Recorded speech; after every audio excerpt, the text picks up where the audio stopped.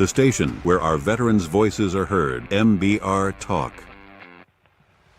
Hey, thanks for tuning in. Welcome, Quack. Program are those of the speakers and do not necessarily reflect the views or positions of any entities they represent. Find us on the web at mbradio.us. Ah, there it is. You tuned into the Farron Dozier Show on nbradio.us, Pitch Talk Edition, and Live Sports. Catch me here Wednesdays at 4 p.m. Pacific Time, only on nbradio.us. Shout out. How'd I do? Was that a good take? That might be.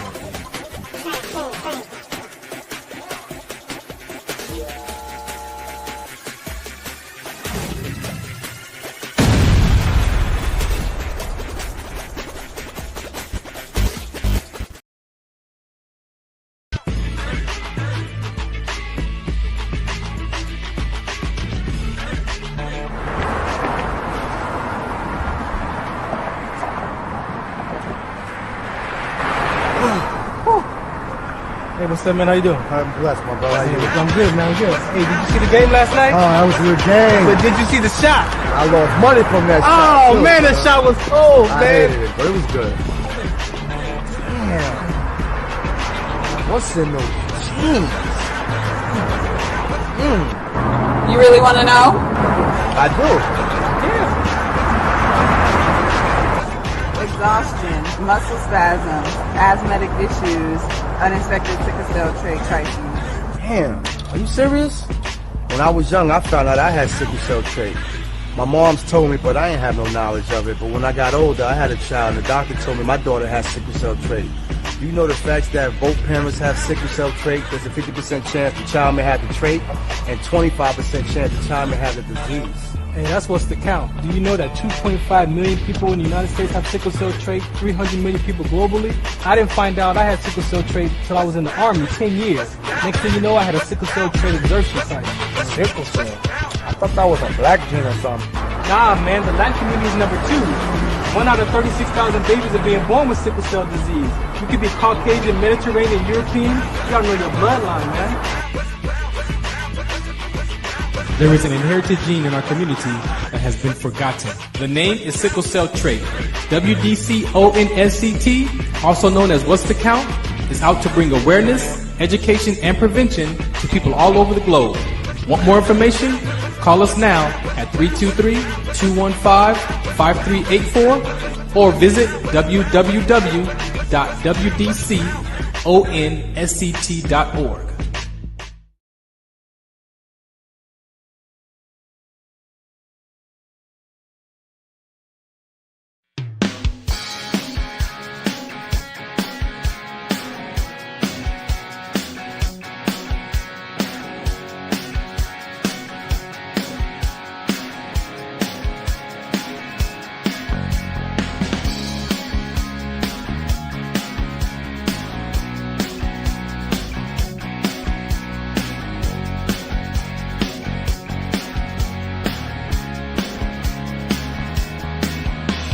Seen her out in LA playing with the band.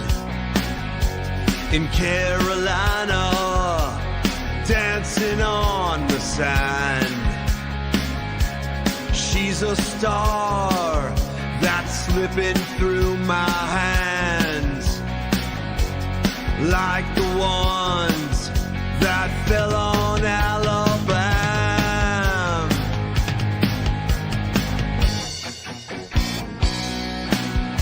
She's red, white, and blue.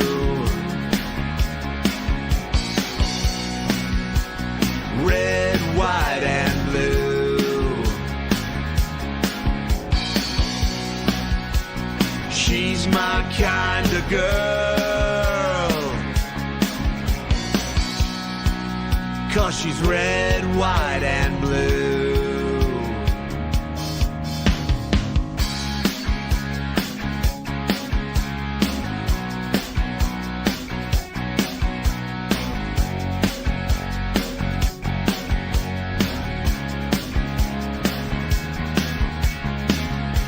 She'll get you high as the Colorado sky.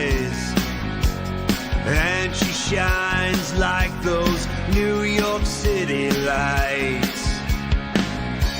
As tough as Texas, and brother, she just might knock you to the ground if you start a fight.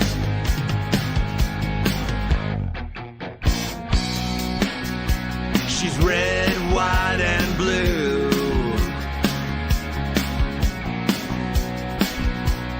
Red, white, and blue. She's my kind of girl, 'cause she's red, white, and blue. She'll wait there in the harbor, holding up her light.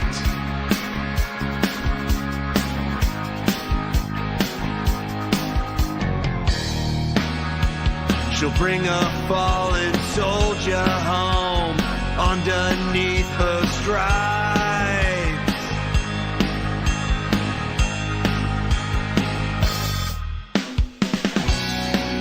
She's red, white, and blue.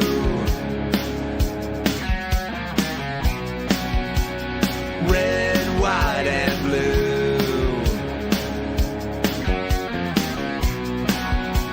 She's my kind of girl, 'cause she's red, white, and blue. She's red, white, and blue.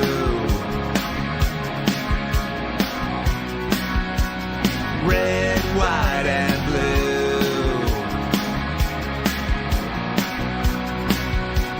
She's my kind of girl, 'cause she's red, white, and blue.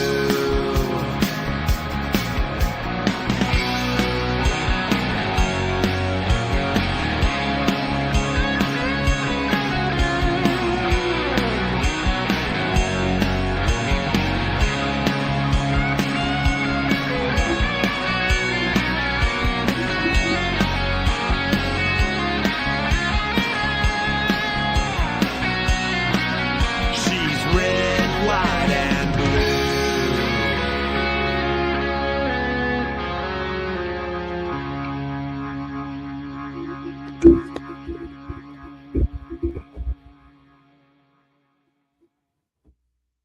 All right. A good evening and welcome to the Farron Dozier Show on the Military Broadcast Radio Network. I'm your host, Farron Dozier. Thank you for tuning and listening in today. As always, we have a very important show for you right here on Wednesdays at 4 p.m. Pacific time. Where are we going to start at today? Well, let's start with the PSA. If you're just tuning in, I played my public service announcement for sickle cell trait awareness. Sickle cell trait is very, very, very important to me because of my inherited gene and of my collapsing in the military. So that has become one of the key points of my life as far as my what's next and advocating for sickle cell trait.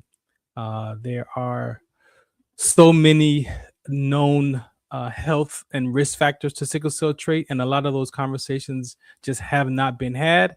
And so, I realized that, God gave me that inherited gene in my mother's womb to deliver a message, right? So for my brothers and sisters at arms, whether you're serving currently or you are retired or you're out of the military, one of the biggest things we miss is that camaraderie and what's next. And looking to figure out what's next in life really can be sometimes challenging for some if you're not prepared or whatever that is. I myself, I was not prepared for that transition from my medical retirement. However, this is where we are, right in front of you today, still at it, being and making a difference in life and being the difference at times. So today we're just going to have a talk. I titled this conversation, You versus You. That's capital YOU versus lowercase YOU. And for me, that is a conversation that is directly connected to me, not just you, but me. And the you versus you for me is my spirit being, and then my subconscious mind. And for me, there is the battle, right?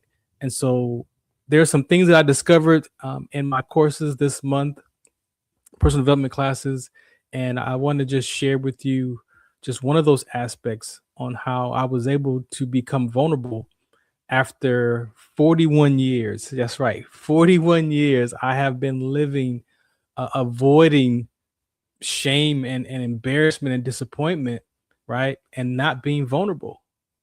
And we hear this conversation around men, uh, boys, and how we grow up and how we're trained and what we're taught how not to be or what to be, and all these different things that we talk about, that we say men, we focus on men.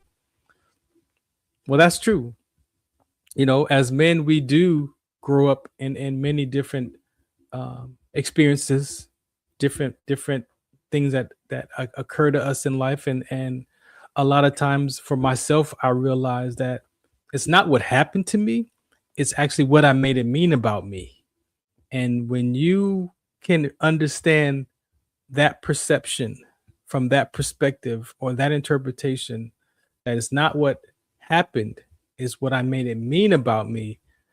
That was really the source of how I'm even talking to you today, because I had to go back and really tell the truth to myself and do this work. All this stuff that I'm talking to you about was triggered from my sickle cell trait of, exertion. Like, prior to that exertion, I was in the military. I was living life. you know I was doing what I was doing, and being who I was being, and producing results that I thought I wanted to produce, because that's just the way that life was. And being that the way life was, I always had these thoughts in my head. I always had these stories in my head. I was always trying to wonder why I remember these different episodes of my life, why these thoughts were so significant. Um, Not really emotionally intelligent enough to understand that I was having anxiety, or that I was having depression, or any of that. Like, I just wasn't. It was just, that's just life, right? It's life, and this is how you deal with it.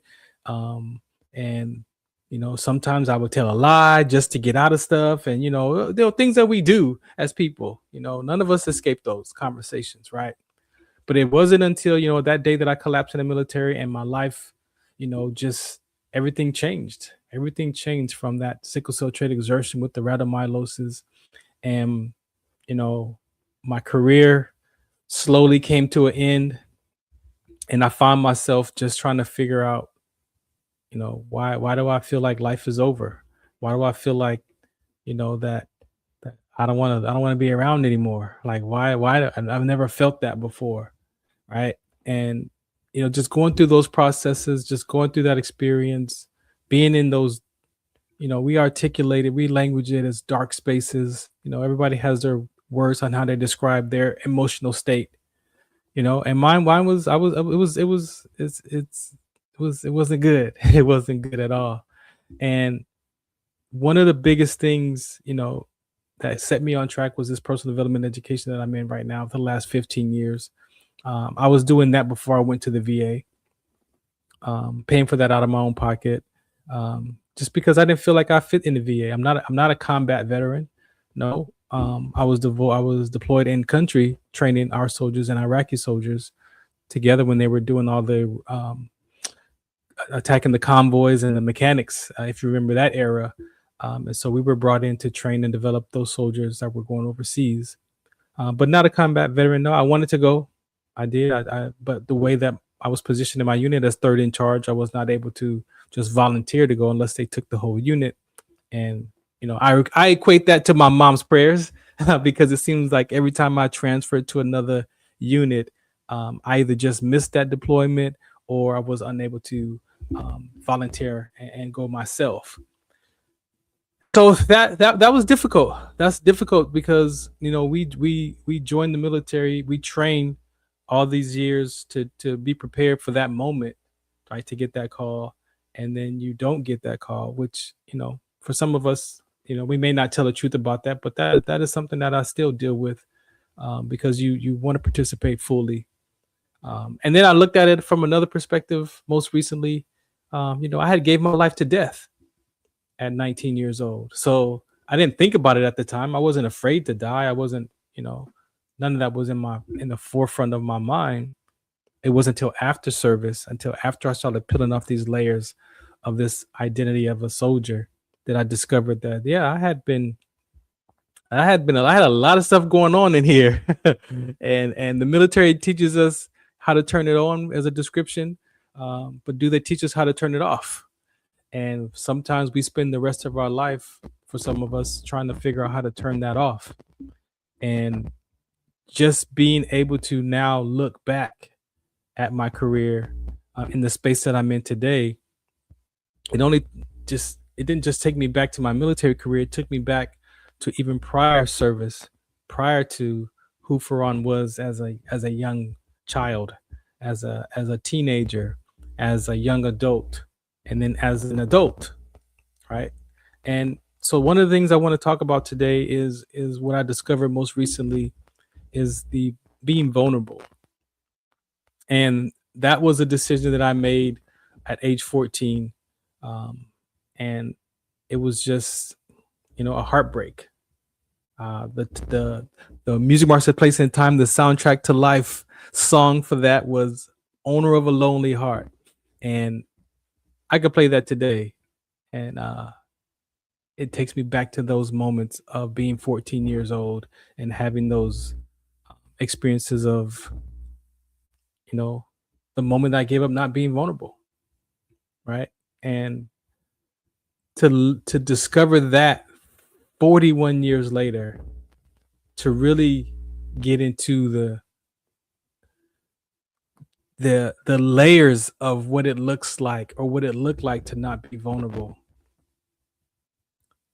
The biggest part of it, I would say, was definitely self-sabotaging. Definitely sabotaged a lot of relationships because I wasn't vulnerable.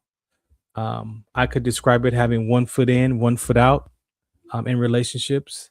Very guarded, very personal, very private, because I just refused to express myself. I refused to be put in the situation that I was going to be heartbroken. But guess what? I would still end up being heartbroken because you can't avoid that. And a lot of it was because of my behavior, right? And so we live resisting being this way to not look bad or to look good, but then you still end up looking bad because you're still in a reverse or in a different version, being that person that you don't want to be. So the more that I said I didn't want to be vulnerable, the more that I wanted to be in a relationship.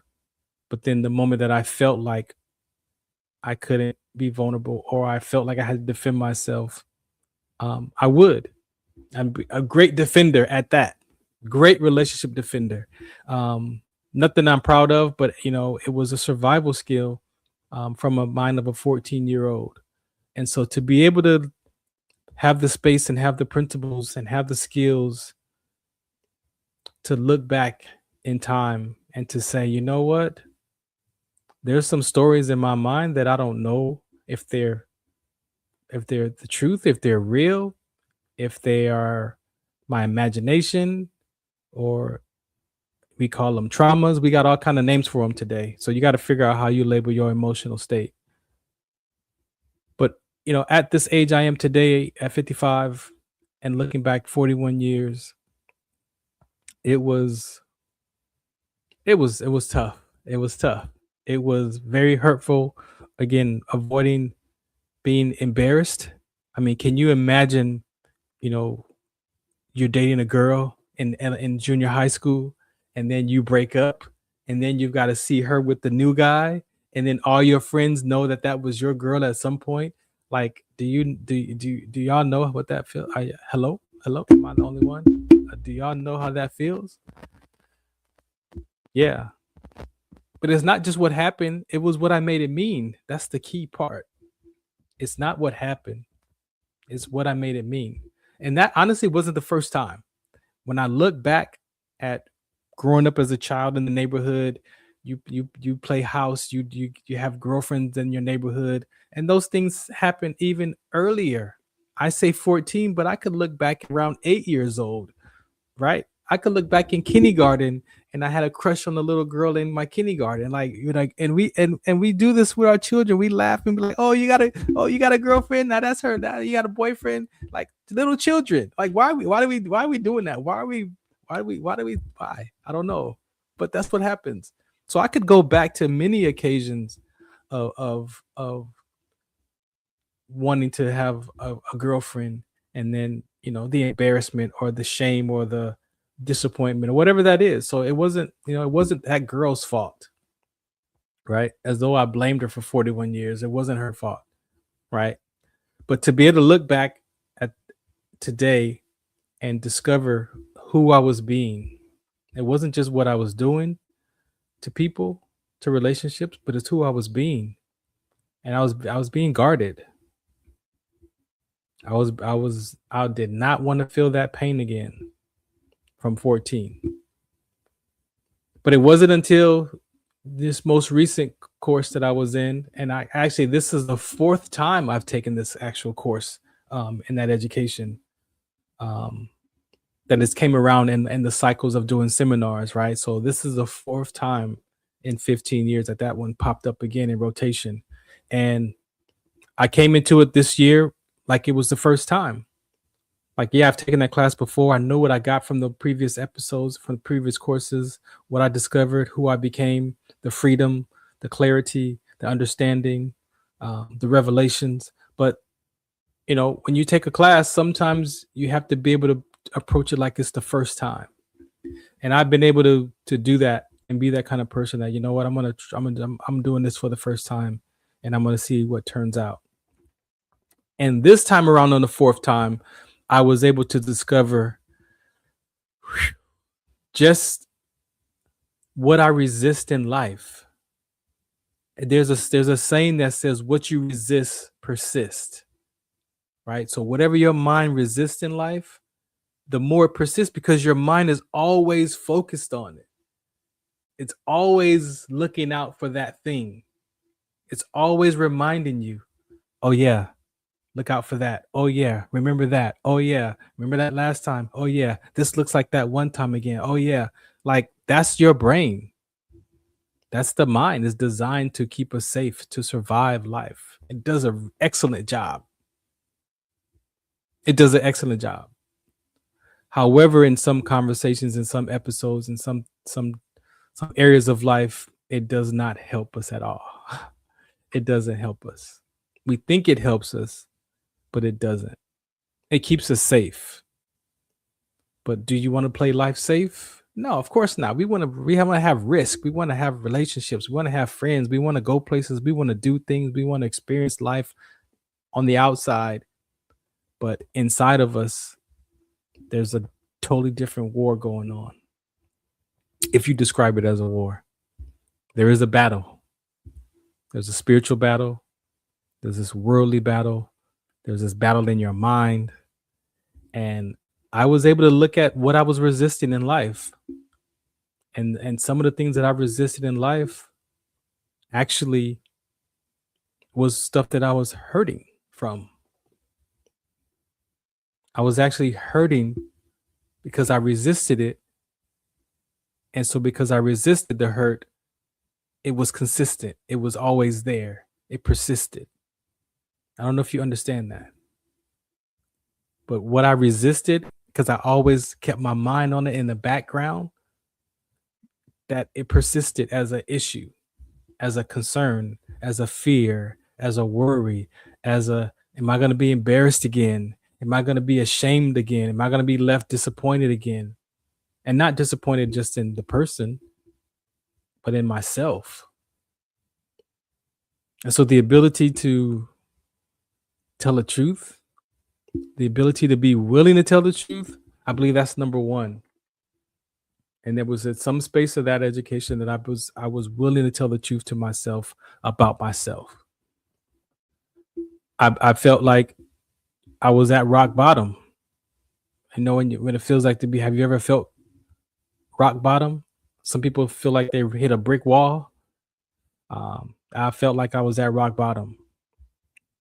And, you know, being introduced to that class, taking that class, and being willing to participate in that class just shed light on another perception of life that I being used by those principles, I could tell the truth that what I made up wasn't the truth. See, we have what we call our truth, our reality, and then there's the reality that happens, or the truth that happens. But you could have 5 people that see the same thing and have 5 different truths.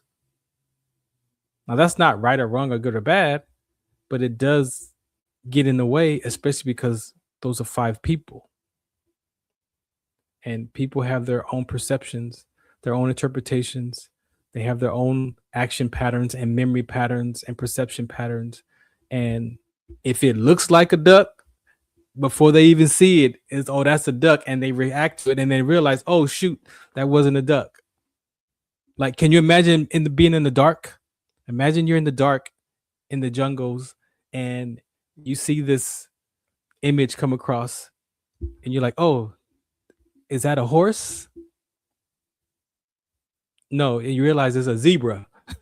Why? Because in the dark, a horse and a zebra looks the same. Right? So, yeah, we may say if it's a duck, if it quacks like a duck, it's a duck. Could be. But then you got to understand the perception, the interpretation, and the power of the brain. And it might be a horse or it might be a zebra if you don't see those stripes. Right? And so putting my life in those conversations, putting my life in this curriculum this time around, I was able to put myself in the conversation like it was the first time. And I answered the questions that the coach asked. And she asked, what are you resisting? And, you know, I struggled at first because it's like, what am I resisting? And so, you know, in this education, they guide you. They don't give you the answer because, see, the value of a lot of personal development classes, even with mental health classes, is not for them to give you the answer to what your problem is. If you're willing to do the work, you discover it, and no one can take that away. Right? So even in the education that we talk about, that we teach from, we don't give answers. It's like, remember when you learn how to walk? If you can remember, or have you seen your nieces or your brothers or sisters for that first time they learn how to walk, that they got up on their own and started walking without any help? What do we call that? We call that balance. So imagine when you discover what that fracture is, when you discover what that trauma is, when you discover what that mental breakdown, that emotional, whatever that is, when you discover it for yourself, no one told you. You got that for yourself. And that's like when we got balance. When I got balance, I've never lost it. And I've been walking for 55 years. So however many years, 52 years, 51 years, 54, whatever age I started walking, the moment that I stood up on my own and got balance, I've been walking. So imagine the same way that you discover your own fractures, your own wedges, your own behavior, your own perceptions, that when you discover it for yourself that no one told you, you never lose it. That's a different type of freedom than me telling you, oh, that's probably an issue with your mama, and this is what you should do about that. That doesn't serve the person. So sometimes when you discover that for yourself, and so I discovered some things about myself because I looked at myself and I was like, oh, shoot, that's not the truth.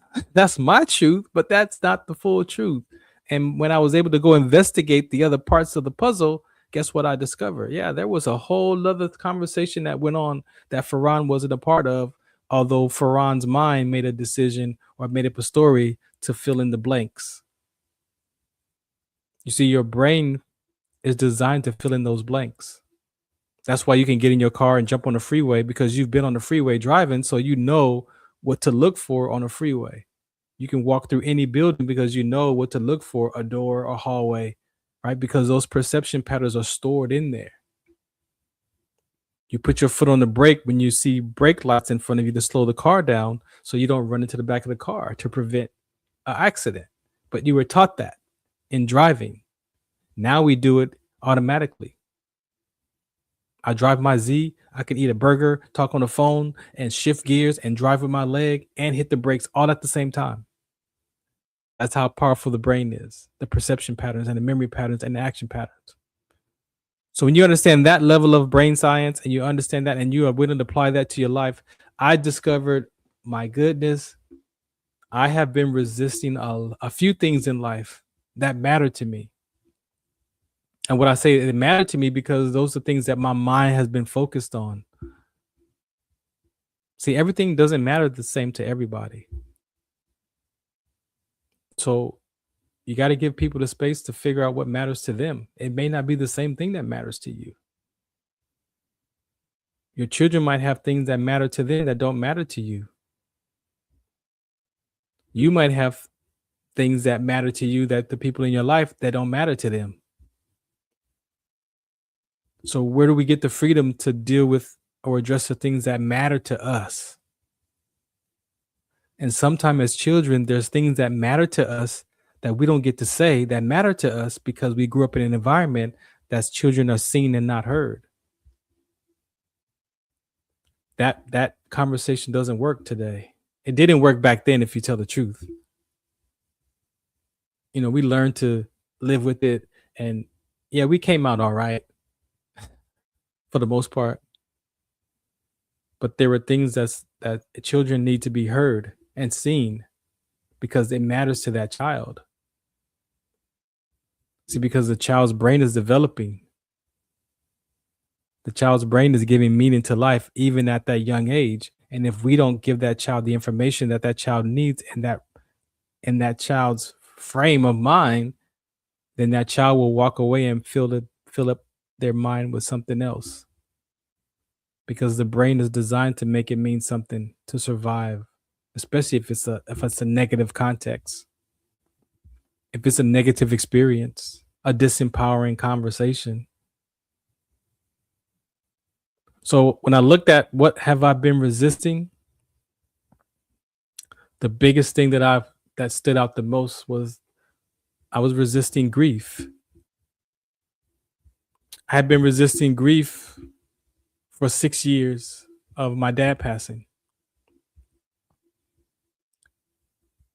Now, we know that there's a grief process. We shouts out to Jessica. We did a talk on Beyond 2D. You can go there and check those 3 years of talks there. And one of those was around grief. We did 4 episodes on grief. And yes, we know that medically, mental health classes, hey, there's conversations about how to manage with grief, how to manage grief. There's different phases, and we all end up in different phases of grief. The grief conversation is so important. After I've been in my grief, I could see why people sometimes act the way that they act in life, with such a short temper or such a disconnection, because I know what that felt like to have my dad pass away. My grandma was tough, 10 years. Took me 6 years for my dad to get to where I'm at today. But the ability to look at what I've been resisting and the key part of that conversation was, and you probably heard people say this, oh, that's just life. That's just the way it is. That's just the way it is, right? Well, guess what? There's another part of that conversation that we leave out, that's just the way it is, and that's just the way it isn't. And so sometimes in life, you got to be able to take a look at what's not. We always look at what is. Oh, what's this? What is this? But have you ever took a step back and looked to see what this is not? See, sometimes you got to go looking to see what it's not to see what it actually is. So I was able to go and look and see what this is not to get to see what this is. Because sometimes if you look and just see what it is, you don't get to see what it's not because you're focused on what it is. So life is the way it is and life is the way it isn't. And in completing that circle for me, I call it a circle, I was able to see that I was choosing grief the way it is. I was choosing grief around my dad the way it is. But I didn't choose grief the way it was and the way it wasn't. So I chose grief the way it is, but I hadn't chosen grief the way it isn't. And when I was able to choose grief the way it isn't and the way it is, there was a space. There was a space that I felt complete. Because I call it a full circle. You choose life the way it is and you choose life the way it isn't. But I had only been choosing life in certain aspects the way it is, not the way it isn't. I couldn't even see life the way it isn't. And the way that it is my dad is gone. And the way it isn't is that I don't want to believe that he's gone. So there's a battle. So resisting the way that it isn't and only seeing that the way it is, I was unstable. I was emotionally unstable.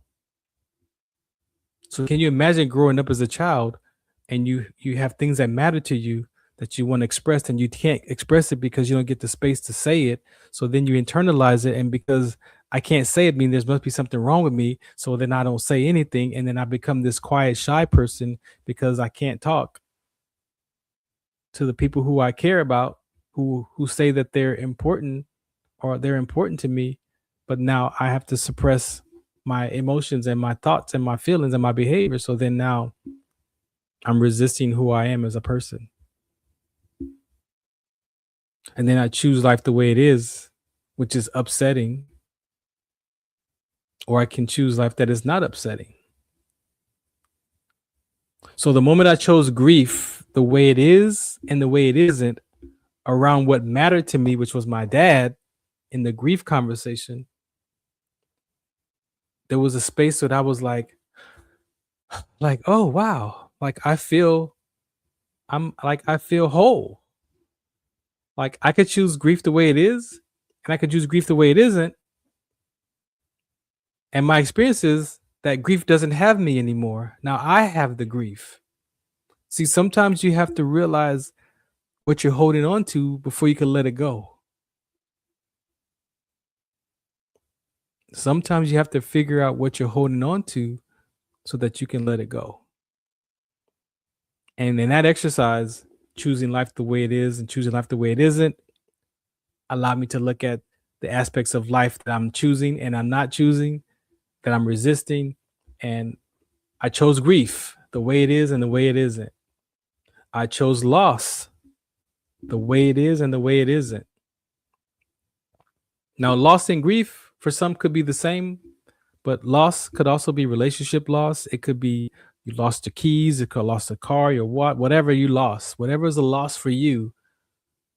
Sometimes we don't choose the loss, and then our mind keeps focusing on the loss. So you're resisting letting it go. We say that, right? We describe it so much, but there are principles to apply a life that we can not resist things. And as soon as I resisted the loss and saw that I was resisting loss, and then I stopped not resisting the loss, I was able to be free from loss. And then I looked at that 14-year-old story about not being vulnerable. And that was probably third on the list. It was grief, loss, and then not being vulnerable. Those are I would tell you right now in real time, those are probably my top 3 of what I've been resisting in life that matters to me. Because I want to be vulnerable. I wanted to be vulnerable. I wanted to be self-expressed in all areas of my life. But there were some areas that were suppressed because I couldn't be vulnerable in that experience, in that relationship. And that's not always romantic relationships either. I mean, we're not talking about always a girlfriend relationship, boyfriend. These are relationships, period. You see, being vulnerable was sprinkled in a lot of areas of my life. It just wasn't in that breakup from that one girlfriend that I made it mean in that moment at 14. Not being vulnerable was sprinkled in, I want to say, all the aspects of my life. So when I saw that I was resisting being vulnerable, because I wasn't resisting being not vulnerable. So I chose vulnerability the way it is, and I chose vulnerability the way it isn't. And in the moment that I chose being vulnerable the way it is and the way it isn't, that same space of peace, of experiencing being whole and complete. See, those are experiences. See, you can't do whole and complete. I mean, you can, but it's only going to be temporary. See, a lot of times we try to find people to fill the void of whole and complete. As we say, oh, that's my better half. She's my better half. He's my better half. We say it out of our mouth. But at what point do I become a whole person? Right? And so when I saw that and I chose being vulnerable the way it is and the way it isn't, there was a space, there was a glaze of peace that came over my mind, over my thoughts. And I was like, wow, I could actually be vulnerable. Like, it felt like now that I have vulnerable, it doesn't have me. So now I can choose to let vulnerable go, or I can hold on to not being vulnerable. See, I took vulnerability. So now it doesn't have me. Now, is it still there? Of course it's still there, but I have it. It doesn't have me. So I can let being go of being vulnerable or not being vulnerable by my choice. And if I don't want to be vulnerable in this moment, then I know what I'm going to get as an experience if I'm not being vulnerable. I already know who Farron's going to be when he's not vulnerable. It's all bad. But the moment that I chose being vulnerable the way it is and the way it isn't, the peace came over me. And then I saw, we had more conversations. And I've always, even this one here, I've been stuck. I've been in this education for 15 years, and I hadn't gotten this for myself until this session as well. So another piece of that was, who's responsible? Am I responsible for how I show up in life for you? Right? So how I show up in the world, am I responsible for that? Or do I just, I can't control how you see me, right? Now that's what we say. We say that I can't control, and that's partial. That's a true statement. You can't control how people see you, but you can't control how you show up. And so what I realized in that statement of made at 14 years old, I told myself I'm not going to be vulnerable, and I have to defend myself in relationships. Now, when I told myself I have to defend myself in relationships, that was another slash. That was another layer of the emotional pain. I'm not being vulnerable, and I have to defend myself. I made two decisions in that 14-year-old mindset in a breakup that I had no control, that I gave meaning to. She didn't say that. I said that. My mind presented that as a way to survive. my mind presented a way to survive that pain. I didn't even choose it. I didn't choose that.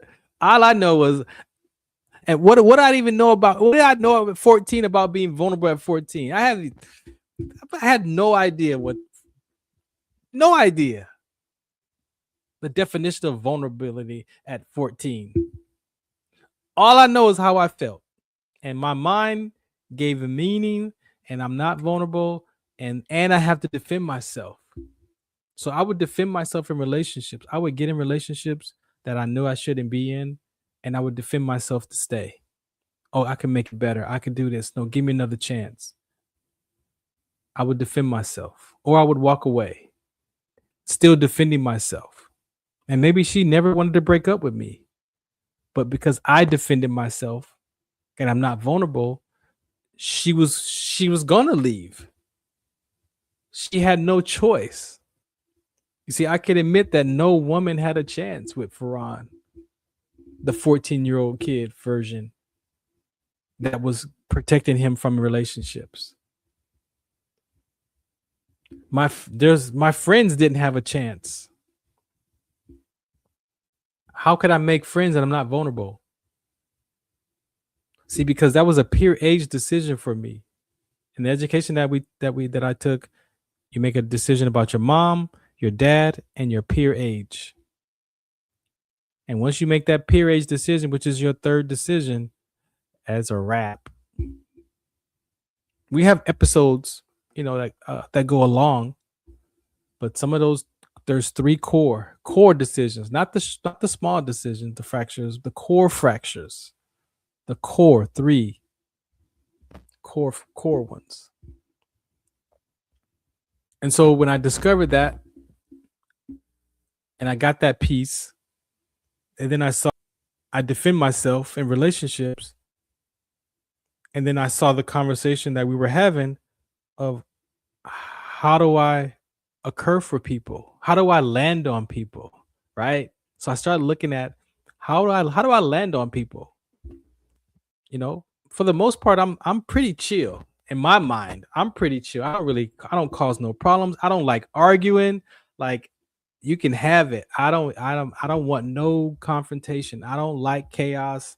I'm just like chill. Even though I had a military career there, that was a totally different type of lifestyle. You would think that. But I train for chaos. I don't like it. It's a part of my identity though. And so when I looked at that, and I was like, how do I occur for people? How do I land on people? And that's a different person, right? Because what I discovered was, if I defend myself in relationships, I'm defending my intentions. And so a lot of times in relationships, I'm right. I'm right and you're wrong, right? Right. However, if I'm right and you're wrong up against another human being, then I'm invalidating that other human being's experience, for one. For two, I'm also not listening to that person's emotional state or whatever they're trying to say, because I'm defending my position. I'm defending my intention. Right? We use that word in relationships a lot. What's your intentions? You know what? I didn't like that word either. I didn't even understand what my intentions are. I don't even know what that means. I wasn't at that layer of life yet. I wasn't at that level of the layer where that was at. So it's like, when I saw that I could actually take responsibility for how I land on people, it gave me another layer of vulnerability. Because it's like, oh, you mean to tell me that people could like me for my behavior, for my personality, for my character, and not my body language? Oh, they could like me for my body language, my character, my personality, but not my behavior? You mean people can like me for my personality, my character, and my behavior, but not my personality? Well, wait, how? So when I got that revelation and how I looked at myself and how I applied that to my life, I'm like, oh, that's true.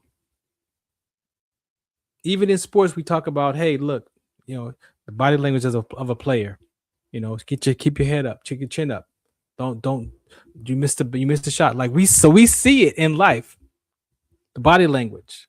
I could roll my eyes pretty. These big old eyes right here, I could roll my eyes real.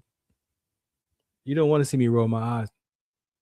I could roll my eyes. I got some good body language.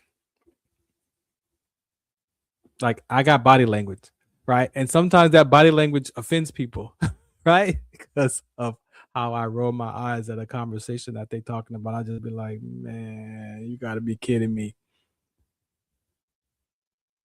So when I got present to that in my heart, the lowercase YOU, then I could look at the capital YOU and say, well, what does that look like? If in my mind, in my soul is my mind, will, and emotions, then what does my spirit have to say about that? What does my mind say about that? Well, my mind is split. My mind is a conscious mind and a subconscious mind. And the subconscious mind is where all those deep memories and thoughts are, where I have my meetings at, when I have to think about something, and that voice, when my mouth is closed and that voice is, I'll let you test it. Yeah, that voice that was talking while your mouth is closed, close your mouth. And when you talk, when you close your mouth, that voice you hear right there, that's not you. Right. So I had to hear that voice in my head that was so cynical. It was so judgmental. It has so many opinions about life, about myself. It had so much to say about who Farron was and is. That voice, that's my subconscious mind. It's designed to help me stay safe and protect myself and protect my feelings and emotions. So when I saw that in the class, my heart was softened because I was like, oh, well, wait a minute. I've been studying God's word for 6 years. I've been practicing the principles. I've been applying it to my life. I've got some freedom from the word. Well, then let me take a look. If this class says that I can be responsible for how I show up and land on people, then I'm actually responsible for how I occur to you. So I can how I occur to people is not on you, it's actually on me. So when I got that freedom and I was like, okay, you know what? I can see that. I can see how I could show up, and if I'm defending my intention, and in that space of me defending my intention, there's no love present. Well, that's because of me, not because of them, because I'm the one defending myself in this relationship.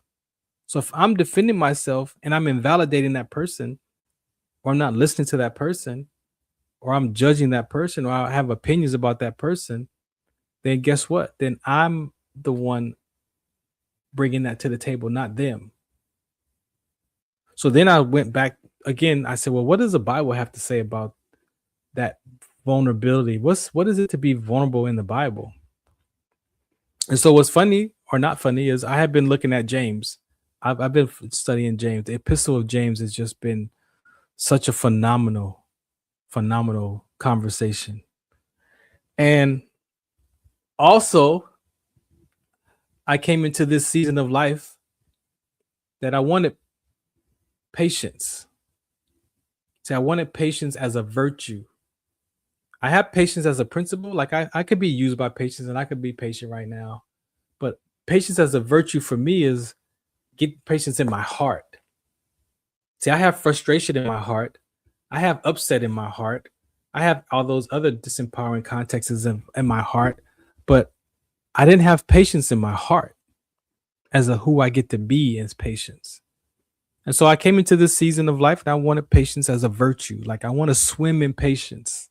I want to swim like I'm in the ocean of patience. And yeah, I could see upset over there bobbing in the water. I could see disappointment bobbing in the water, but I wanted the ocean that I'm in to be patience, so I could choose to be upset, or I could choose to be disappointed as a choice. As a choice. Or not. I could just be patient. And so when I looked at the word and the Holy Spirit, I can't say that I did it. The Holy Spirit led me to James chapter 5, verse 16. And it says, confess your faults one to another and pray one for another, that ye may be healed. The effectual fervent prayer of a righteous man availeth much. And now I've heard that scripture many times. The fervent. We even talked about it on the prayer line, on the Bible study. Like, I've heard that.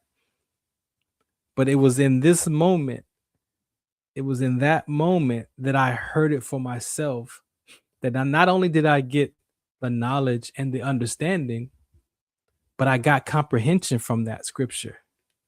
And when I got the comprehension from it, I got a revelation about myself. And the revelation I got from myself was that is where vulnerability is.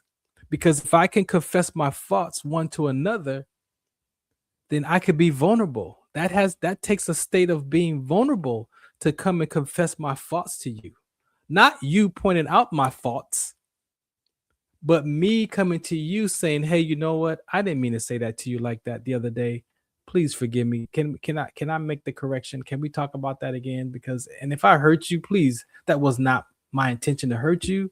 It was actually me being righteous because I felt like I knew what I was talking about, and I may have invalidated your experience. And then you allow that person to say, yeah, you know what? You did hurt my feelings, right? You did hurt my feelings. And this is the problem about it for me, fellas. See, I never was able to do that. After that moment of me giving up being vulnerable, probably even before that, I always allow people to tell me how I hurt them. See, it's easy for me to come and say, man, you hurt my feelings, man. You know what? You hurt me when you said that. You disrespected me when you said that. You did this to me. You did this to me. See, as that's the part about we talk about as men. Have we ever had an opportunity to say, hey, you hurt my feelings when you said that, man? No, because we're not supposed to have hurt feelings as men. We're supposed to be tough. But hey, Dad, you hurt my feelings when you said that. Hey, Mom, you hurt my feelings when you said that. Hey, sister, you hurt my feelings. Hey, Grandma. Hey, Grandpa. Hey, Uncle. Hey, cousin, you hurt my feelings when you said that. Now, the girls can say that because we say the women are emotional. But as men, as boys, we can't say that. Oh, you can't go by your feelings. Whatever that conversation is, that was the moment that I saw the freedom in the word that I could confess my faults because the word gives me strength. The world gives you opinions and a whole lot of other stuff, which is not right or wrong, good or bad. This is not a right or wrong, good or bad. This is you versus you, capital Y-O-U versus lowercase y-O-U. And in the world, there's a lot of opinions. There's a lot of stuff. There's a lot of things said. There's a lot of emotional things going on in the world. But the word clearly says that if I confess my faults one to another and pray one for another, that ye may be healed, the effectual fervent prayer of a righteous man availeth much. And what that said to me was that I could actually go to people and take responsibility for how I land on them. I could actually go to people and be like, you know what? I didn't mean to say that to you like that. I could go to my mom. I could go to my friends. I could go to my daughters. I could go to people and be like, you know what? I didn't mean to say that like that.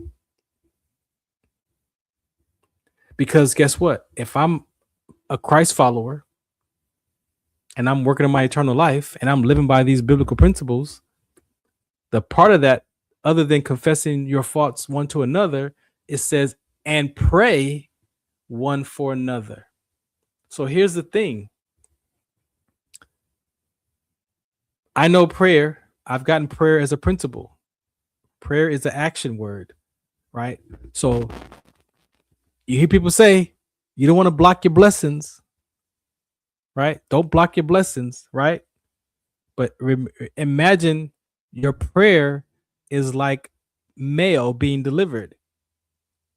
And if you are not in the right heart posture and you go for ask God for to pray for something that you need, and you're aware that I have an ought with my brother or sister, then is my prayer going to get answered? No. Because as soon as I go to God and I pray, Satan and his devices are going to go to God. God, you cannot deliver that prayer to Farron because look, see, remember that? Look right there. Remember he said that to that person and he's knowingly not addressing it. You can't provide that prayer to Farron. So guess what? That prayer is blocked spiritually. That's why we do Communion Sunday and we go and ask for forgiveness before we take that communion, because we don't want to take that communion with the ought knowingly in your heart. Like, I know I got an attitude with you that we just got done fighting, and then I'm gonna go to God and hey, I need to pray for I need some money, I need something. No. Prayer is a principle. So when I realized that other part of that scripture, it's like, oh well, shoot, I can't go to God and ask for prayer for myself because I knowingly have an ought with you. So then I gotta go to you and clean it up. Even if I don't think I did anything to you. Even if I said something to you that I know was right. And I'm right. And I know I'm right. And I know you're wrong.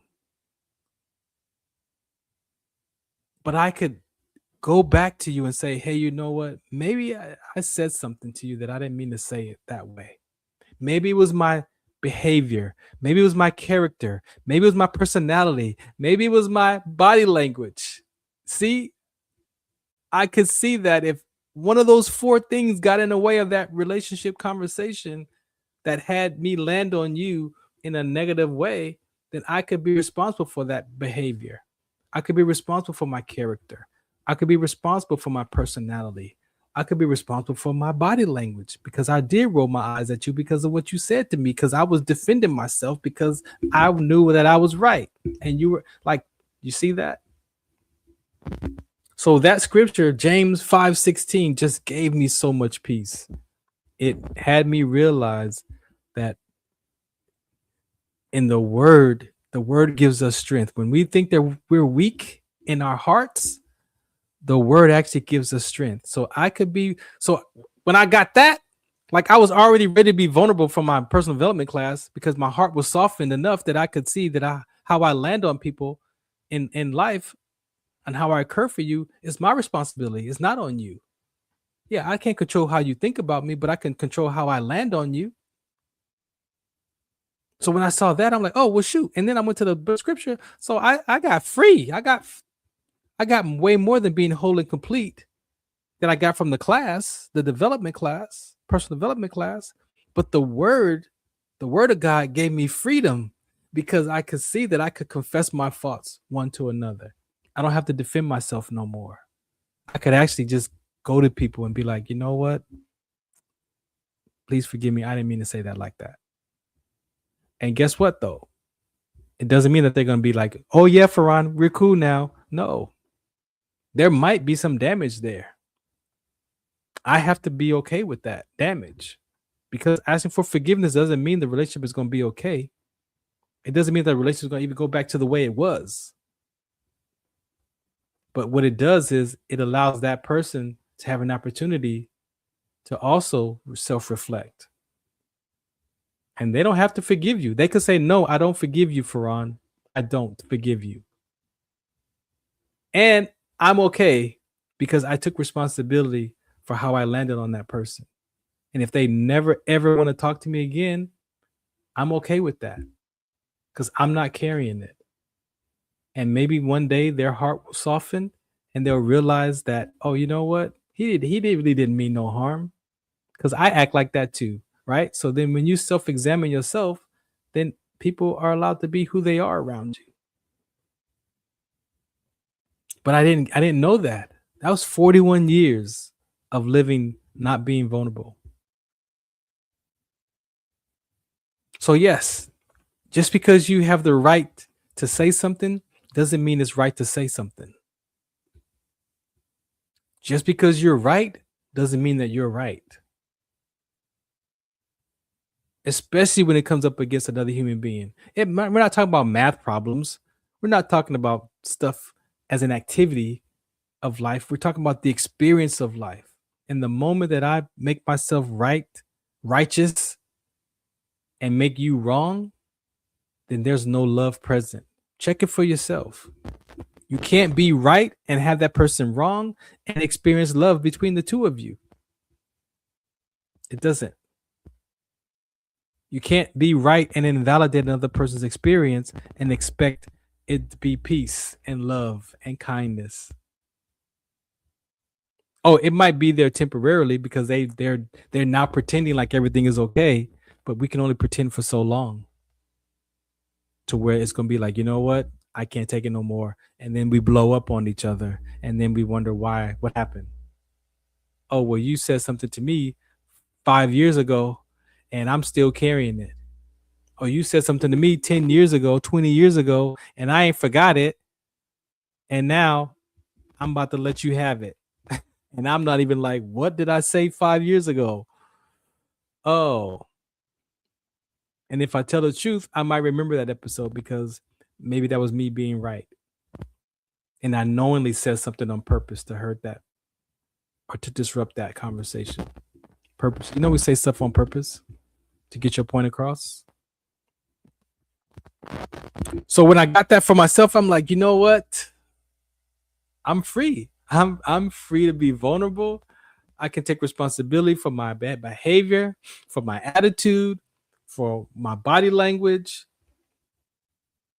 because the word gave me strength back. So how are you living your life? Are you living your life as your spirit, soul, and body, or is it your mind, body, and soul? How do you language that? I learned that biblically there's things that have to be in order. There's an order. And my order is spirit. I'm a spirit being. I possess a soul that has mind, will, and emotions in it, and I have a body. Now, some people may frame that however you frame it. It's not right or wrong, good or bad, however you frame it. But how you say it out of your mouth is going to be important, because out of the mouth comes the issues of life, right? So then how you talk, how we describe life, it definitely is in a dance with how we behave and how we think about life. So I had to put things back in perspective. I had to put things back in order for myself to find peace that says I'm a spirit, I possess a soul, and I have a body. And inside my soul is my mind, will, and emotions. And if I tell the truth about those mind, will, and emotions, then I could actually go to work at those. Because it may not align with my spirit being. It may not align with the word, which clearly the word doesn't say nowhere to not be vulnerable. It doesn't say anywhere in that Bible to not be vulnerable. It actually says to love God with all your heart, soul, mind, body, and to love your neighbor with the same measure you love yourself. And if I'm being those, then I don't want to talk to you crazy. If I'm being those, I don't want to have attitude with you. I don't want to say something to you that makes you upset. If I'm being the biblical principles. Yeah, even the landmark, even the personal development principles. was enough to soften my heart to see that I could be a better human being. Right? That's me being a better human being, being vulnerable as a human being. So that was a breakthrough in my mind, will, and emotions. Now that those classes aren't going to save my soul, but it definitely allowed me to experience being a better human being. And for some, that's a start. For some, that's enough to soften the heart of a person to say, you know what, I do want to be a better person. I do. How can I be a better human being? There's work out there. There's classes out there. So going through all that has allowed me to experience freedom and being vulnerable because I can confess my faults. I can go to people and be like, I didn't mean to say that like that. And what that does is the quicker you do that, the quicker your life opens up. The quicker you go to someone that you know that you have an alt with is an opportunity for your life to open up. See, sometimes I would say stuff and I would let it go a year. I let it go 2 months. Now it's like, I don't let it go. Because the Holy Spirit now is like, remember? See, that's the reminder. He will remind you. He will remind you not just, about the word, but also about your behavior. Because that's the heart of us. He's guiding us to say, hey, you know what? Remember you said something to that person last week? Well, guess what? You need to, this is right now is the time for you to go clean it up. Oh, you want to clean it up today? Well, when you going to go clean it up? Because now I'm conscious. I'm resisting cleaning it up. I'm resisting going because now that my heart says, you know what? You said something wrong that day to that person and you need to go correct it. Now, I could be like, I ain't doing that. Forget them. He deserved that. He earned that talk. Or I could go and see how I land on that person and clean up that mess and allow them to maybe find some space. Or guess what? They may not even be worried about it. They might have forgotten about it. And you're the one carrying all the weight of that upset. You ever think about that? You ever think about that? You might be the one carrying that weight and they've gone about their life. They don't even think about it no more. Or they have another perception of that episode that was like, whatever, that's just Farron, he crazy. That doesn't bother them. You see that lives over here. It doesn't live out there. See, sometimes that energy that you pointing to is your own internal energy. It's not the outside forces energy. I know that's a tough conversation. But I've talked to people. I've healed with people that was like, what are you talking about? I don't even know what you're talking about. And I've healed with people that was like, yeah, I knew you don't call me no more. You was crazy. So what is that?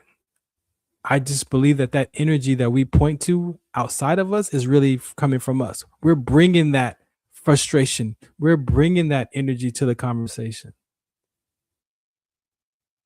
So if I'm bringing my attitude to the conversation, it doesn't matter what that person says or does. I'm listening to them with that attitude energy.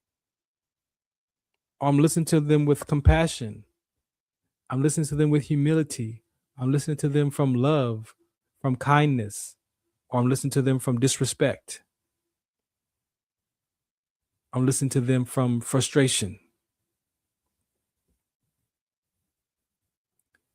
And so that is where I found my freedom this month. Let me tell you, the ability to just be at peace with yourself in an area that you have been resisting for 41 years. I feel like a new person. I experience life with vulnerability and freedom and peace and whole and complete around that aspect. Now, there's other aspects of life that are next. That's just the one layer. That's one layer of it. Have you even discovered just the first layer? Have you told the truth to yourself for just the first layer of it? Are you willing to tell the truth? Or do we do what we say as we suffer in silence? And we don't want you to suffer in silence. That's why your loved ones talk to you. That's why they say things to you to try to get you out of. That's why they try to fix you. But nobody needs to be fixed. Sometimes people just need to be heard. Sometimes we're trying to fix our children when the child just needs to be heard.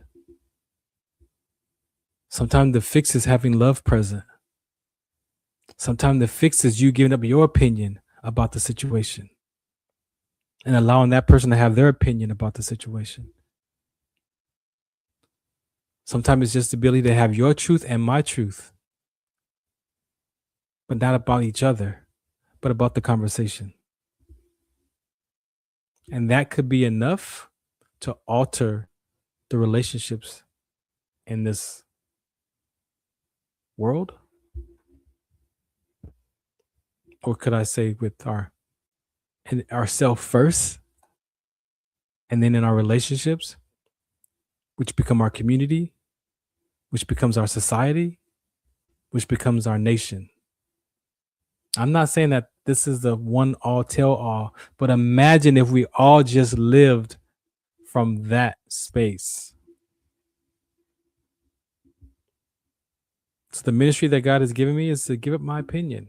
I've had to give up my opinion about Farron not being vulnerable. That was an opinion about Farron that Farron had about Farron to survive a moment that Farron was in at 14. Giving up my opinion about myself first. And when I was willing to do that, it opened up other perceptions, other interpretations, and other perspectives of life that I couldn't see. And by confessing my faults and praying for one another, I get to work on my eternal life. Some people don't know to know about their eternal life. That's not even a conversation.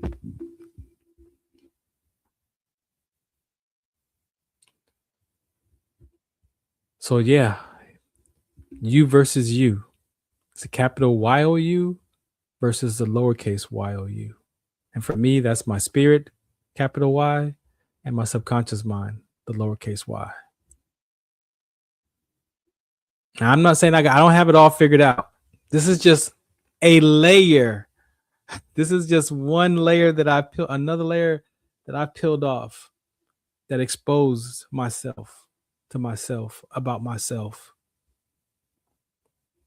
And now not being vulnerable doesn't have me. I have it.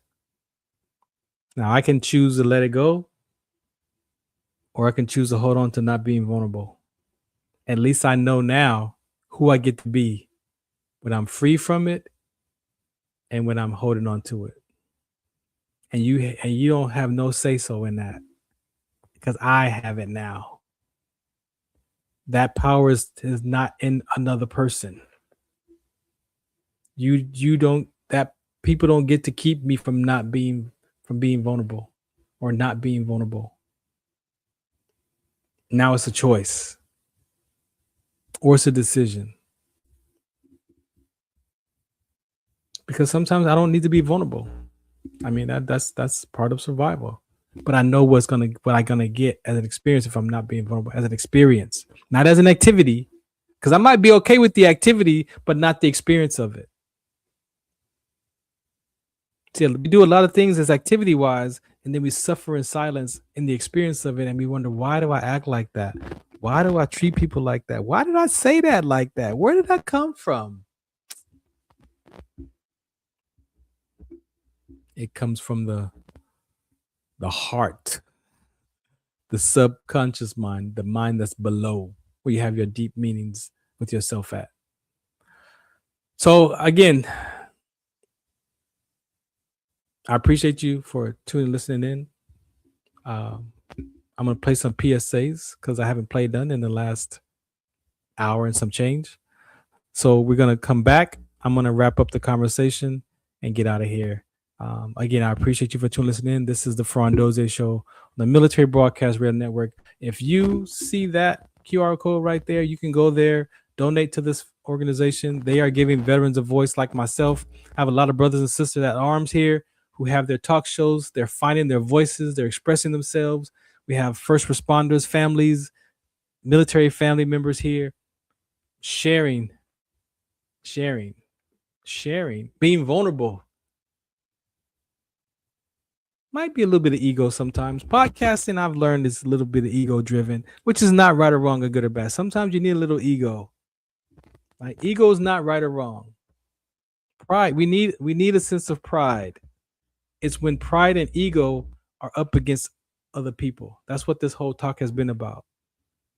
Is when that pride and that ego is up against another human being. When my opinion is up against another human being, when I'm being righteous up against another human being, when I'm being wrong, right, up against another human being, is the experience of life that we're pointing to. That's what we discount. Some of us. I did. I still do. I'm working through it. I have an activity of life and I have experience of life. And I'm putting my spiritual conversation in front of it so that I can get back to the experience of life and how God says we're supposed to experience life versus what the world says, right? So if you spell world, WORLD, and you take out the L, it spells word, WORD. So sometimes we're having worldly conversations and we're trying to put the word in it and it doesn't wash. And that's just a conversation to have. What are we talking about? Are we talking about the word or are we talking about the world? Because the world has a lot of opinions. The word has principles to be used by and to follow. Call them laws. We follow laws in the world. It's like I heard Dr. Miles. I heard Dr. Miles say this. Dr. Miles, I think he said the stop sign. See, you're used by a stop sign. You stop. It says stop, you stop. You're used by a stop sign. You don't run the stop sign. Why? Because we've been taught and trained that if you run a stop sign, you could cause an accident. You could take a life. You could take a life. See the survival state of mind? The survival state of mind around a stop sign is we are trained, we are taught to drive and stop at a stop sign. 5 seconds. You're supposed to pull up to a stop sign and wait 5 seconds before you drive through. That's a safety to survive in case somebody runs a stop sign so that you can see if there are cars coming. So we're used by stop signs. I'm used by the word now. I've been getting the knowledge and the understanding and the comprehension to be used by it, by applying it to my life, for my revelation, for what the word has for me. And then I apply that wisdom and I'm used by it. And that's a different life experience. It goes against my previous perceptions, especially depending on when you came to Christ. If you didn't come to Christ like me until 49 or 49, I got more worldly conversations than I do spiritual. I can admit that. So I don't have it all figured out. But what I've applied to my life, what I've been used by from the word, I'm peeling off these layers. All right. This is the Farron Dozier Show on Military Broadcast Radio Network. You got any questions? FarronD.com, what I'm up to in the community. You can go there. For my sickle cell trait awareness is so important. WDCONSCT.org. I got link trees for all the different conversations where you can find me. Just Google my name at Farron Dozier and it'll pop up. It's out there. If you want to be a guest, you're more than welcome to be a guest on the show. I can have you come out and, have a conversation with me. It's easy. Don't be shy. All right. This is the front door. What else we got there? Oh, LBI Solutions. Shouts out to LBI Solutions. That is one of the curriculums that I actually am a trainer. We actually teach those foundation skills. Shouts out to Caldwell Williams, his goaltenders / LBI Solutions. He's been using that curriculum for 6 decades. He's 91, and I've been with him for 8 years. I've developed to be his curricular trainer, so we know that whenever he passes away, that I'm the one that's going to have an opportunity to continue that conversation on. Right. And so you can go to LBI Solutions right there. What else we got? IE Hounds. This is the basketball ministry I have. So you can go to iehounds.com. We just came from Arizona. Shouts out to the Hounds, the Hounds Way.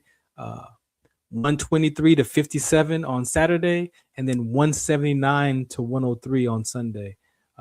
We beat the Tucson Buckets and the Arizona Fire in those games this past weekend. Shouts out to them. Go there. A lot of information campaigns there if you want to brand with us. We're looking for sponsors always to cover some fees to help these players chase this hoop dream and help them also go through our curriculum to figure out what's next. Because look, check this out. Even as a basketball player in sports, in the military, we're not different.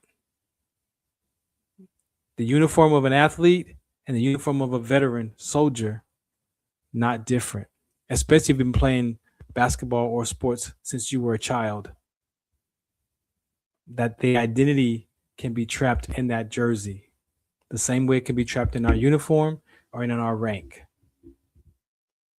And then we see what happens in the lives of our athletes. We see what happens in the lives of our veterans. So is it just veterans? No. This is a human being conversation. These are people's lives at stake that we're talking about.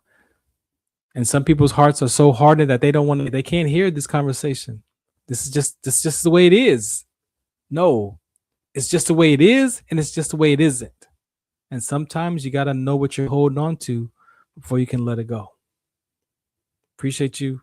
Here's some PSAs, and then I'm going to be out of here. Shout us out. What's the count? This is Farron from the Farron Dozier Show, 8 p.m. Pacific time on KCAA Radio, 106.5 FM, 1050 a.m. Also streaming from the KCAA Radio.com website, the station that leaves no listener behind, and MBR Radio. That's right, MBR Radio on all their streaming platforms, including MBR Radio on Roku TV, Sunday nights live, 8 p.m. Pacific time on KCAA Radio and MBRradio.us. The Farron Dozier Show. For more information, search farrond.com. Zetovia salve, made from natural and organic ingredients, good for inflammation, poor circulation, hemorrhoids, yeast infection, lip sores, dry coughs, eye pain, minor cuts and bruises, and ready to purchase at botanicaherbalco.com. botanicaherbalco.com. botanicaherbalco.com. Do you remember studying sickle cell in biology class? What's the Count on Sickle Cell Trait Prevention is here to bring you awareness, education, and prevention conversations around the risk factors of this inherited gene. Visit wdconsct.org. Tune in to the Farron Dozier Show on KCA Radio 106.5 FM, 1050 AM. Also streaming from the KCARadio.com website on Sunday nights at 8 p.m. Pacific time. Brought to you by Sports Collective TV, Sports Collective Radio, and Sports Collective Media. We got the Heme Factor, we got In the Zone, and we got Fourth Down in the 20-second timeout sports segment. All for you right here on the Farron Dozier Show on KCA Radio 106.5 FM, 1050 AM. Also streaming from the KCARadio.com website with my guest hosts Robert Lamar and Coach Will. Catch us on Sports Collective Media on Instagram and Facebook. And make sure you watch us Sunday nights at 8 p.m. on KCA Radio, 106.5 FM, 1050 AM, also streaming from the KCARadio.com website. Music, talk, sports, and so much more. The Farron Dozier Show.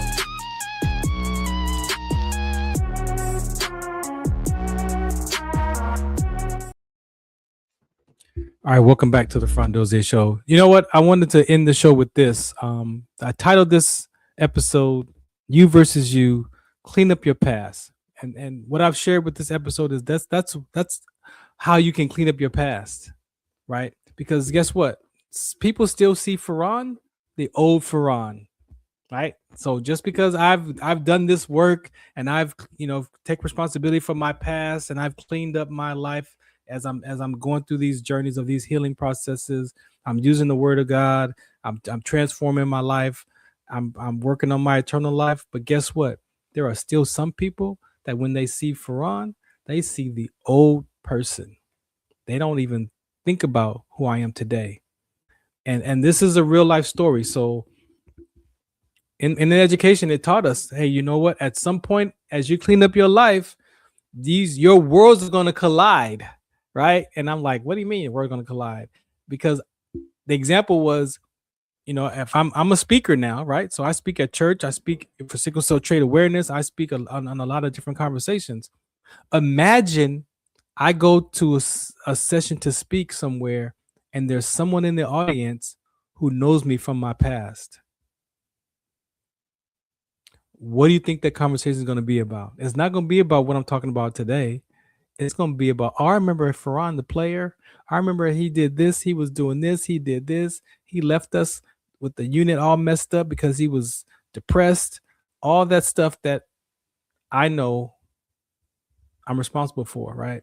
And so I did. When I left the unit, before I retired, I was depressed. I was in a very bad state. So I knew that there was some paperwork that I didn't take care of. I knew there was things that I lacked, because it was like every time that phone rang, my nerves would just like, this is my call. This is the phone call that's going to be the end of my career. Now, can you imagine going to work every day thinking that every time that phone rings, when you pick it up, it's the medical board, it's the discharge, it's the board saying that your career is over.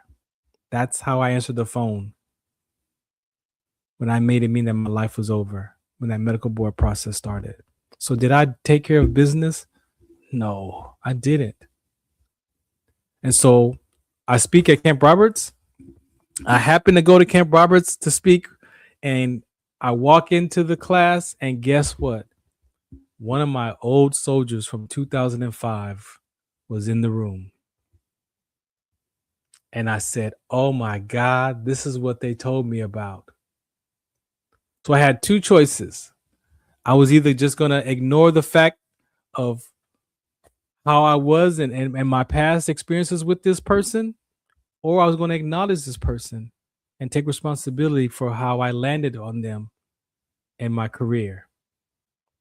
And so I went up to the front of the class, introduced myself, and I said, by the way, before I get started, I see one of my old soldiers in the class here, and I would like for you to please stand up. And they stood up. And I said, I just want to say thank you for the great times that we had serving together. I was your platoon sergeant during this time frame. And I just want to say, thank you for allowing me to just be a part of that experience for you. Also, I know that when I transitioned out of the service, that there was some things that I have probably did or said that just wasn't, who I was at the time. And I just want to take responsibility and ask you if I've said anything or did anything to offend you or to hurt you or to whatever, that I felt like I could have done to you, that you feel like I could have done to you. I'm asking you publicly to forgive me. And the person acknowledged, said, we're good. I forgive you. We're good. Whatever they said. Now, what that does is two things. It allowed me to start my presentation and maybe allow that person to now hear me from today's conversation, not from what he was thinking about in the past. It also shifts how, if anybody else from that era ask him, or he brings it up that he saw me, or they ask, have you seen Sergeant D? Talk to Sergeant D? What is he going to say? What is going to come out of his mouth? Either he's not going to say anything about that episode between he and I, or he's going to say, you know what, man, I saw Sergeant D at Camp Roberts, man, at the schoolhouse I was at, and he asked me for forgiveness. Now, that could plant the seed to alter who Farron is in his life and the next person's life that know me as a soldier. Do you see the power of forgiveness? It's not just forgiving yourself, but it's a forgiveness from you to another person, and then from other to others. Do you see that? That's how powerful forgiveness is, and we don't talk about that. Yes, forgiveness is for me, yes, but it's also a seed planted for that person to now think from. But it also passes that seed to the next person when they talk about Farron. It may not be the same day. It could be 2 years from now that they say, oh, I talked to Farron, and you know what? Yeah, he asked me for forgiveness. That's a different experience. And some people will always see Farron for the old Farron, and I'm okay with that. It's in my book. It's in my 10 inspirational reads, whatever. It's a good story. Tell me your story. Tell me what you heard. I have nothing to defend. I'm not triggered by my past because I own it. I took responsibility. I know that I've hurt people. I'm not proud of it, but I know that I've sabotaged relationships. I know that. I've hurt myself. And now we spend time doing damage control. And when the opportunity is to clean up the damage, you clean it up. You don't sit in the pride unless that's the life that you want for yourself. I appreciate you for listening in today. Thank you again. This is the Farron Dozier Show on the Military Broadcast Radio Network. As you heard, catch me Sunday nights on KCA Radio 106.5 FM, 2:50 AM. And again here Wednesday nights, 4 p.m. Pacific time. FarronD.com. Oh, at Farron Dozier right here. If you want to be a guest, you want to talk to me, Facebook, Twitter, Instagram, all that is right there at Farron Dozier, retired Army Sergeant First Class. Again, appreciate the Military Broadcast Radio Network. The end of the year is coming up, so life is happening. I appreciate you all for today's episode, and I'm out of here. Shout us out. What's the count? Life is like a duck. Tough times don't last, but tough people do.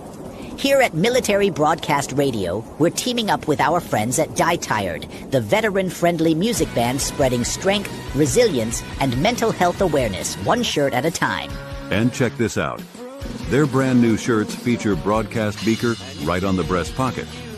A reminder that you can weather the storm, and you're never alone. Shirts are only $25, and proceeds support giving veterans a voice. MBR's mission to teach veterans how to podcast and videocast. Because when our vets are talking, they're not overthinking. They're not second-guessing. Together, we stop the 22 stigma. Grab your shirt today at mbradio.us and hit the shop. Or go directly to toramerch.printavo.com/merch/dietiredband. That's toramerch.printavo.com/merch/dietiredband. Suit up, stand strong. Remember, we're unduckable together. You're built tougher than the storm. Ladies and gentlemen, thank you for tuning in to Military Broadcast Radio. As we wrap up today's show, we want to remind you that the podcast of today's episode will be available right after we go off the air. So if you missed any part of the show or want to listen again, be sure to check it out.